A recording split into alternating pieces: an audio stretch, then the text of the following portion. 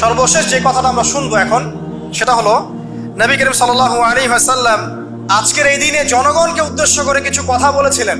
এই কথাগুলো বলে তিনি আজকের হজটা শেষ করেছেন। আমরা অনেকেই এই ভাষণটা সম্পর্কে জানি না। আমরা অনেক ভাষণ নিয়ে এখন গর্ব করি। নবী করিম সাল্লাল্লাহু আলাইহি ওয়াসাল্লামের এই যে সর্বশ্রেষ্ঠ ভাষণ, এটা কতজন জানেন? বিদায় হজের ভাষণ। কতজন জানেন বিদায় হজের ভাষণে নবী সাল্লাল্লাহু আলাইহি ওয়াসাল্লাম কি বলেছিলেন উম্মতকে? আমরা একটু আপনাদেরকে শোনাবো, শুনিয়ে ইনশাআল্লাহ লেকচারটা শেষ করব। নবী করিম সাল্লাল্লাহু আলাইহি ওয়াসাল্লাম আজকের এই দিনে 31টা বিষয়ে উম্মতকে নির্দেশ দিয়েছেন। 31টা বিষয়, সবগুলো বলার সময় পাওয়া যাবে না, আমি কয়েকটা কথা বলছি। খুব ভালো হতো যদি আমি অ্যারাবিকটা বলার পরে বাংলাটা বলার সময় পেতাম। আমার হাতে 5 মিনিট সময় আছে, কারণ অ্যারাবিকটার যে ভাব গাম্ভীর্যটা বাংলায় আসলে আসবে না। তারপরে আমি চেষ্টা করছি। নবী করিম সাল্লাল্লাহু আলাইহি ওয়াসাল্লাম সবার সামনে দাঁড়িয়ে দীর্ঘ 23 বছর অক্লান্ত পরিশ্রম করে দাওয়াতি মিশন কমপ্লিট করার পরে সবাইকে সমবেত করে একটা হজ করলেন। হজ করার পরে তিনি গুরুগম্ভীর কণ্ঠে বলছেন, হৃদয়ের সমস্ত আবেগ বের করে দিয়ে বলছেন, হে জনগণ, আইয়ুহান নাস, হে জনগণ, আমি জানি না আজকের পর তোমাদের সাথে আমি কখনো মিলিত হতে পারবো কিনা। একটু চিন্তা করেন, সাহাবীরা সামনে দাঁড়িয়ে আছেন, নবীজি দাঁড়িয়ে এই কথাটা বলছেন, হে জনগণ, আমি জানি না আজকের পরে আমি তোমাদের সাথে মিলিত হতে পারবো কিনা। অতএব যে ব্যক্তি আজকে আমার এই কথাগুলোকে স্মরণ রাখবে, সে যেন অন্যের কাছে এই কথাগুলো পৌঁছে দেয়। হতে পারে যার কাছে পৌঁছে দেওয়া হচ্ছে সেই এই কথাগুলোকে বেশি সংরক্ষণ করতে পারবে। আল্লাহ পাক তার প্রতি রহম করুন যে আমার এই কথাগুলোকে অন্যের কাছে পৌঁছে দিবে। নবীজির ভাষণ। এরপর নবীজি বলছেন, জেনে রাখো নিশ্চয়ই তোমাদের পরস্পরের, মুসলিমদের পরস্পরের সম্পদ, পরস্পরের রক্ত, পরস্পরের এই যে জান মাল ইজ্জত, এগুলো একে অপরের জন্য হারাম। মুসলিমদের পরস্পরের রক্ত, পরস্পরের ইজ্জত সম্মান একে অপরের জন্য হারাম। এর হানি করা একে অপরের জন্য হারাম। ঠিক যেমন আজকের এই দিন হারাম, এই শহর হারাম, এই মাসও হারাম। নবী করিম সাল্লাল্লাহু আলাইহি ওয়াসাল্লাম বলছিলেন, জেনে রাখো 3টা বিষয়ে যেন তোমাদের অন্তর কখনো খেয়ানত না করে। 3টা বিষয়ে তোমাদের অন্তর যেন কখনো খেয়ানত না করে। 1, তোমরা যে কাজটাই করবা শুধু আল্লাহ পাকের সন্তুষ্টির জন্য করবে। তোমরা যে কাজই করবে শুধু আল্লাহর সন্তুষ্টির জন্য করবে। তোমাদের শাসক বর্গের কল্যাণ কামনা করবে। তোমাদের শাসক বর্গের কল্যাণ কামনা করবে। 3 নাম্বার, মুসলিমদের জামাতকে আঁকড়ে ধরে রাখবে।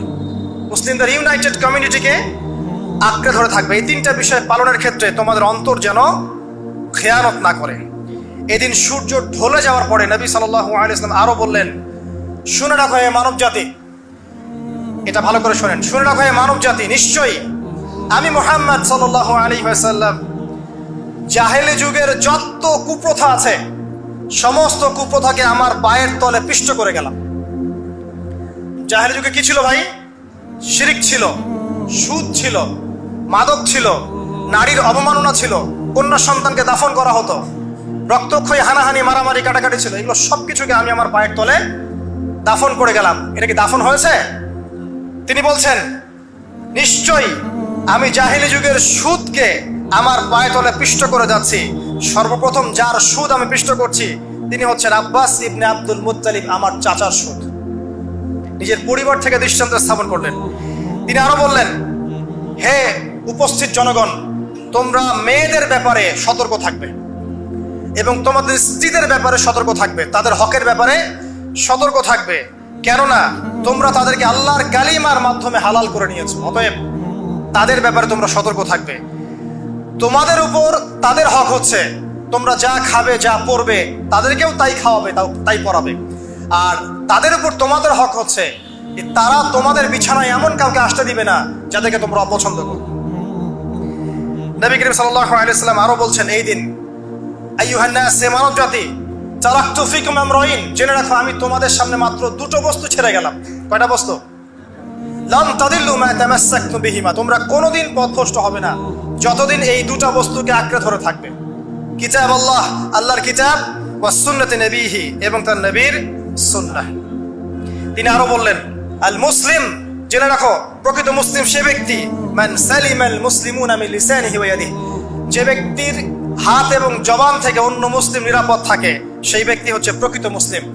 আল মুহাজির, আর প্রকৃত মুহাজির সে ব্যক্তি, মান হাজারা মা নাহাল্লাহু আন, আল্লাহ পাক যা নিষেধ করেছেন সেখান থেকে যে দূরে থাকে সেই ব্যক্তি প্রকৃত মুহাজির, মানে হিজরতকারী। তিনি আরো বললেন, মনে রেখো আমি তোমাদের সবার আগে হাউজে কাউসারে চলে যাব, সুবহানাল্লাহ, এবং সেখানে আমি তোমাদের জন্য অপেক্ষা করতে থাকবো। অতএব শোনেন, অতএব তোমরা আমার চেহারাকে কালিমালিপ্ত করো না, মানে আমার চেহারায় কালিমালিপ্ত করো না, আমার নাম নষ্ট করে দিও না। আমি তোমাদের সংখ্যাধিক্য দেখে আল্লাহর কাছে গর্ব করব, আমাকে তোমরা অপমানিত করো না। আজকে কি আমরা তার দায়িত্ব পালন করে উম্মাহ হতে পেরেছি? নবীজি বলেছেন, তা আমার চেহারাকে কালিমালিপ্ত করো না, সুবহানাল্লাহ। তিনি বলছেন, ওই সময় কিছু মানুষ থেকে আমি মুক্ত হয়ে যাব, আর কিছু মানুষ আমার থেকে মুক্ত হয়ে যাবে। বলা হলো, কারা ইয়া রাসূলুল্লাহ?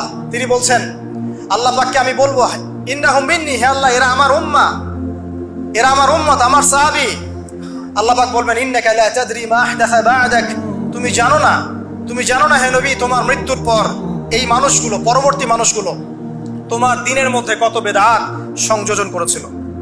তিনি আরো বলেছিলেন, হে জনগণ জেনে রাখো, প্রত্যেক পরিবারের জন্য প্রতি বছর একটা করে পশু জবাই করার বিধান, প্রত্যেক পরিবারের জন্য, সামর্থ্যবান পরিবারের জন্য প্রত্যেক বছর একটা করে পশু জবাই করার বিধান রয়েছে। তিনি আরো বললেন, মনে রাখো একজনের অপরাধের শাস্তি আর একজন কখনো পাবে না, আর বাবার দোষে ছেলে কখনো দুষ্ট হবে না, ছেলের দোষে বাবাও কখনো অপরাধী হবে না।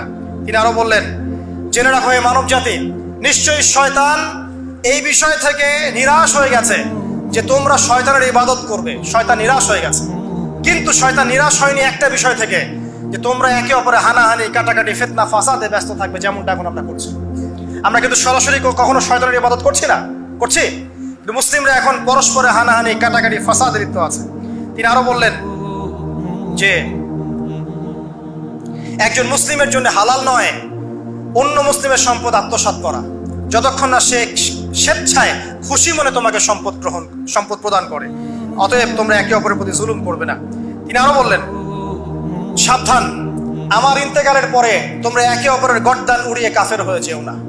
সাবধান, আমার ইন্তেকালের পর তোমরা একে অপরের গর্দান উড়িয়ে কাফের হয়ে যেও না। তিনি আরো বলেছেন, একজন মুসলিম আরেকজন মুসলিমকে গালি দিতে পারে না। যদি একজন মুসলিম আরেকজন মুসলিমকে গালি দেয়, এটা হচ্ছে ফাসিকি, এবং একজন মুসলিম যদি আরেকজন মুসলিমের সাথে যুদ্ধ করে, এটা হবে এক প্রকার কুফরি। তিনি আরো বলেছেন, হে জনগণ জেনে রাখো, আমার পরে কোনো নবী নেই, আর আমার পরে তোমরা ব্যতীত আর কোনো উম্মত নেই। এর চেয়ে স্পষ্ট কথা হতে পারে? আমার পরে কোনো নবী নেই, আর আমার পরে তোমরা ছাড়া কোনো উম্মত নেই। তাহলে আমরা যখন নতুন নতুন নবী বানিয়ে নিচ্ছি, কোনো ক্ষেত্রে বলছি একজন ব্যক্তি ছিলেন, সে নিজে ঈসাও ছিল, সে মাহদিও ছিল, সে নবীও ছিল, নাউযুবিল্লাহ। এবং দিন দিন মানুষ এই খাতায় নাম লেখাচ্ছে, সুবহানাল্লাহ। সর্বশেষ তিনি বললেন যে, যদি তোমাদের উপরে, হে মানব জাতি জেনে রাখো, যদি তোমাদের উপরে একটা নাক কাটা কালো কুৎসিত কোনো আমির বা শাসকও চলে আসেন, এবং সে যদি তোমাদেরকে আল্লাহর রাস্তায়, আল্লাহর কিতাব সুন্নাহ অনুযায়ী পরিচালিত করেন, তোমরা অবশ্যই তার আনুগত্য করবে, তার বিরুদ্ধে বিদ্রোহ করবে না, তার আনুগত্য করবে। জেনে রাখো, শেষে তিনি বলেন, জেনে রাখো হে মানব জাতি, আজকে থেকে কুল্লুকুম মিন আদম, তোমরা সবাই আদম সন্তান, ওয়া আদামু মিন তুরাব, আর আদম হচ্ছে মাটির সন্তান। আরবের উপর অনারবের, অনারবের উপর আরবের, সাদার উপর কালোর, কালোর উপর সাদার, লালের উপর কালোর, অথবা কালোর উপর লালের কোনো রকম প্রাধান্য নাই, ইল্লা তাকওয়া, শুধু তাকওয়া ব্যতীত। যে ব্যক্তি বেশি মুত্তাকি, সে আল্লাহর কাছে বেশি মর্যাদার অধিকারী হবে ইনশাআল্লাহ তাআলা। সর্বশেষ তিনি আঙ্গুলটা উঁচু করলেন, নিজের শাহাদাত আঙ্গুলি উঁচু করে আকাশের দিকে তাকালেন, এরপর জনগণের দিকে তাকালেন, তাকিয়ে বললেন যে, তোমাদের ব্যাপারে, হে জনগণ, তোমাদের ব্যাপারে আমাকে আল্লাহ জিজ্ঞাসা করবেন। ফামা আনতুম কাইলুন, তোমরা ওই সময় কি বলবে আমার সম্পর্কে? তখন সাহাবীরা বললেন, আমরা বলবো যে আপনি বাল্লাগতা রিসালাতাক, আপনি আপনার রিসালাত পৌঁছে দিয়েছেন, ওয়া জামানাতাক, আপনার আমানত পূর্ণ করেছেন, ওয়া নাসাহতা উম্মাতাক, এবং আপনি আপনার উম্মতকে নসিহত করেছেন। এরপরে তিনি আকাশের দিকে তাকিয়ে বললেন, আল্লাহুম্মা ফাশহাদ, হে আল্লাহ আপনি সাক্ষী থাকেন, আল্লাহুম্মা ফাশহাদ, হে আল্লাহ আপনি সাক্ষী থাকেন, আল্লাহুম্মা ফাশহাদ, হে আল্লাহ আপনি সাক্ষী থাকেন যে আমি আমার দায়িত্ব পৌঁছে দিয়েছি। এরপরে নাজিল হলো, আল ইয়াউমা আকমালতু লাকুম দীনাকুম ওয়া আতমামতু আলাইকুম নি'মাতি ওয়া রাদিতু লাকুমুল ইসলাম দীনান। এই হলো বিদায় হজ, আজকের এই আরাফার প্রেক্ষাপট। আমরা কতজন এটা নিয়ে চিন্তা করেছি? 1 মিনিট একটু বলে শেষ করি। দেখেন, শেষ ওসিয়ত যেগুলো হয় মানুষের, এটা খুব হৃদয় বিদারক হয় না? বাবা ইন্তেকাল করছেন, সন্তানের জন্য ওসিয়ত করে যাচ্ছেন, মাকে দেখিস ইত্যাদি ইত্যাদি, হৃদয় বিদারক হয় না? মানুষ সারা জীবন মনে রাখে না? বাট আমরা আমাদের এই ন্যাশন, এই উম্মাহ, নবী সাল্লাল্লাহু আলাইহি ওয়াসাল্লামের উম্মাহ বলে আমরা যারা দাবি করছি, আমাদের মধ্যে বেশিরভাগ মানুষ নবী সাল্লাল্লাহু আলাইহি ওয়াসাল্লামের শেষ এই নসিহতগুলো ভুলে গেছি আমরা। নসিহতগুলোর মধ্যে সবচেয়ে ইম্পর্টেন্ট ছিল শিরক থেকে দূরে থাকা, সুদ থেকে দূরে থাকা, মুসলিম ভেদাভেদ না করা, শাসকের কল্যাণ কামনা করা, বিদ্রোহ না করে শাসককে উত্তম নসিহত করা। এবং আরেকটা হাদিসে তিনি বলেছিলেন 5 ওয়াক্ত সালাত আদায় করবে, সাওম পালন করবে, রমজান মাসে সাধ্যমতো সাদাকা করবে, মুসলিমদের জামাত আঁকড়ে ধরবে, ইনশাআল্লাহ হাসতে হাসতে জান্নাতে প্রবেশ করবে। আও কামা ক্বালা আলাইহিস সালাম। জাহেলি যুগের সমস্ত প্রথা ছেড়ে দেওয়া ছিল আজকের দিনের মূল মর্ম আমরা ছাড়তে পারছি না। সুদ ছেড়ে দেওয়া ছিল মূল মর্ম, ছাড়তে পারছি না। শিরক থেকে বেরোতে পারছি না। বেদাতীদের ব্যাপারে ধমক দেওয়া হয়েছে, বেদাত ছাড়তে পারছি না। খেয়াল করে দেখেন, মুসলিম হানাহানি কাটাকাটি এখনো ছাড়তে পারছি না। ইভেন ধর্মতাত্ত্বিক ভাবেও আমরা বহু দল এবং উপদলে বিভক্ত হয়ে গেছে, কারোর সাথে কারো ঐক্য নাই। সব মিলিয়ে নবী সাল্লাল্লাহু আলাইহি ওয়াসাল্লামের শেষ ওসিয়তগুলো, কিতাব এবং সুন্নাহ আঁকড়ে ধরা, এটা আমরা সবাই আঁকড়ে ধরতে পারছি না।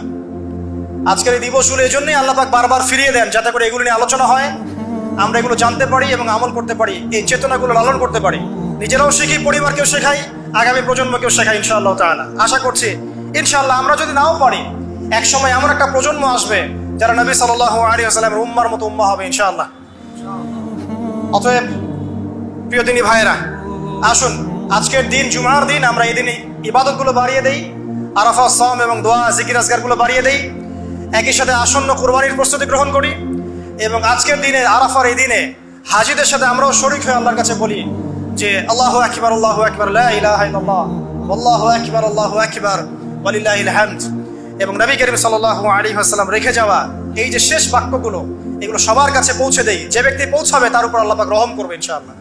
এবং নিজেরা আমল করার চেষ্টা করি। আল্লাহ পাক আমাদের সবাইকে নবী করিম সাল্লাল্লাহু আলাইহি ওয়াসাল্লামের আদর্শ উম্মাহ হওয়ার তৌফিক এনায়েত করুন, আমিন। আমাদের ব্যক্তি, পরিবার, সমাজ, রাষ্ট্র, শাসক সবাইকে আল্লাহ পাক হেদায়েত দান করুন, আমিন। এবং আমাদের মধ্যে আপোষে যত ইখতিলাফ, ভুল বোঝাবুঝি আছে, এগুলোকে আল্লাহ পাক নিরসন করে দিন, আল্লাহুম্মা আমিন। আকুলু কওলি হাযা আস্তাগফিরুল্লাহ লি ওয়া লাকুম ওয়া লিসাইরিল মুসলিমিন। বারাকাল্লাহু লানা ওয়া লাকুম বিলায়াতিল হাকীম। ইন্নাহু তাআলা জাওয়াদুন কারীমুন বাররাউফুর রহিম। আসসালামু আলাইকুম ওয়া রাহমাতুল্লাহি ওয়া বারাকাতুহু।